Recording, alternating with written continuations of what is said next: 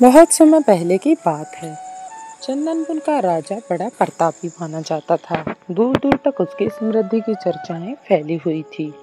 उसके महल में हर एक सुख सुविधा की वस्तु उपलब्ध होती थी, पर फिर भी अंदर से उसका मन अशांत रहता। उसने कई ज्योतिष और पंडितों से इसका कारण जानना चाहा।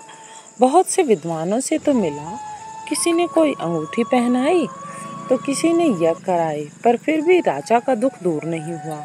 उसे शांति नहीं मिली। एक दिन भेष बदलकर राजा अपने राज्य की सैर पर निकला। घूमते घूमते वह एक खेत के निकट से गुजरा। तभी उसकी नजर एक किसान पर पड़ी। किसान ने फटे पुराने वस्त्र धारण कर रखे थे। वह पेड़ की छांव में बैठकर भोजन कर रहा था। किसान के वस्त्र देखकर राजा के मन में आया कि वह किसान को कुछ स्वर्ण मुद्राएं दे दे, ताकि उसके जीवन में खुशियां आ जाएं। लेकिन उससे पहले राजा ने सोचा कि चलो कुछ न कुछ पूछते हैं। राजा किसान के सम्मुख जाकर बोला, मैं एक राहगीर हूँ। मुझे तुम्हारे खेत से 4 स्वर्ण मुद्राएं गिरी मिली। चूंकि यह खेत तुम्हारा है, इसलिए ये मुद्राएं तुम ही रख लो। किसान, ना सेठ जी, ये मुद्राएं मेरी नहीं हैं। इसे आप ही रख लें और किसी और को दान कर दें। मुझे इनकी कोई आवश्यकता नहीं है।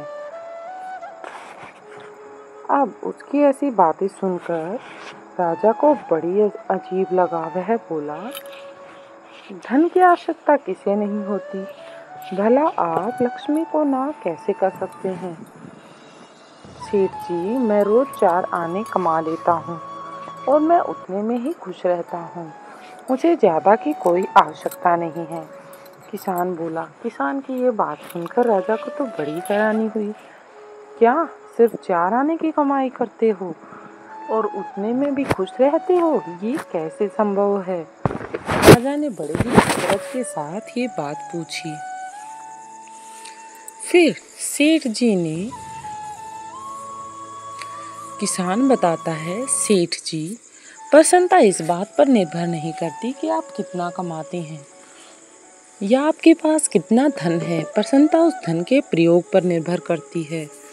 यदि आप उसका प्रयोग अच्छे से करते हैं तो कम धन भी आपके लिए अच्छा है। अच्छा, तो तुम इन 4 आने का क्या क्या कर लेते हो? राजा ने उपहास के लहजे में प्रश्न किया। तब किसान भी बेकार की बहस में नहीं पड़ना चाहता था, तो उसने आगे बढ़ते हुए उत्तर दिया, इन 4 आनों से मैं कुएं में डाल देता हूँ, दूसरा कर्ज चुका देता हूँ, तीसरा उधार में दे देता हूँ और चौथा मिट्टी में गाड़ देता हूँ। अब राजा को ये बात सुनकर और भी हैरानी हुई। राजा सोचने लगा। उसे यह उत्तर समझ न आया। वह किसान से इसका अर्थ पूछना चाहता था, पर वो जा चुका था। राजा के समझ में कुछ आ नहीं रहा था और किसान अब जा चुका था। राजा ने अगले दिन ही सभा बुलाई और पूरे दरबार में कल की घटना कह सुनाई और सबसे किसान के उस कथन का अर्थ पूछने लगे। लेकिन किसान के अर्थ को सभी समझने का कोशिश कर रहे थे। दरबारियों ने अपने अपने तर्क पेश किए, पर कोई भी राजा को संतुष्ट न कर सका। अंत में किसान को ही दरबार में बुलाने का निर्णय लिया गया। जब किसान को दरबार में बुलाने के बारे में सोचा गया, तो बहुत खोजबीन के बाद किसान मिला और उसे कल की सभा में प्रस्तुत होने का निर्देश दिया गया। अब जब उसे निर्देश मिला तो राजा ने किसान को उस दिन अपने भेष बदलकर भ्रमण करने के बारे में बताया और सम्मान पूर्वक दरबार में बिठाया और उसके पश्चात पूछा, मैं तुम्हारे उत्तर से प्रभावित हूँ और तुम्हारे 4 आने का हिसाब जानना चाहता हूँ। बताओ, तुम अपने कमाए 4 आने किस तरह खर्च करते हो, जो तुम इतना प्रसन्न और संतुष्ट रह पाते हो? राजा ने प्रश्न किया। अब राजा ने जो प्रश्न किया था उसका उत्तर किसान ने दिया। किसान बोला, हुजूर, जैसा कि मैंने बताया था, मैं 1 आना कुएं में डाल देता हूँ, यानी अपने परिवार के भरण पोषण में लगा देता हूँ। दूसरे से मैं कर्ज चुकाता हूँ, यानी इसे मैं अपने वृद्ध माँ बाप की सेवा में लगा देता हूँ। तीसरा, मैं उधार में दे देता हूँ, यानी अपने बच्चों की शिक्षा दीक्षा में लगा देता हूँ।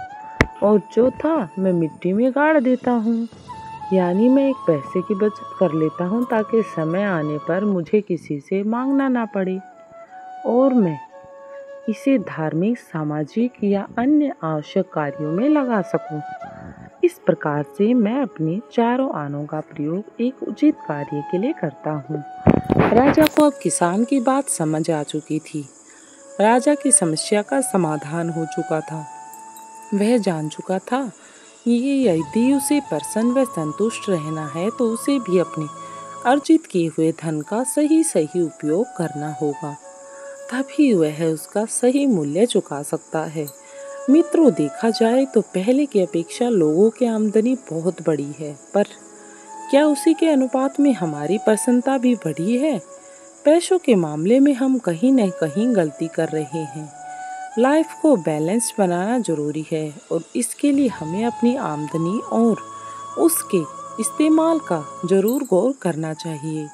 नहीं तो भले ही हम लाखों रुपए कमा लें, फिर भी प्रसन्न नहीं होंगे।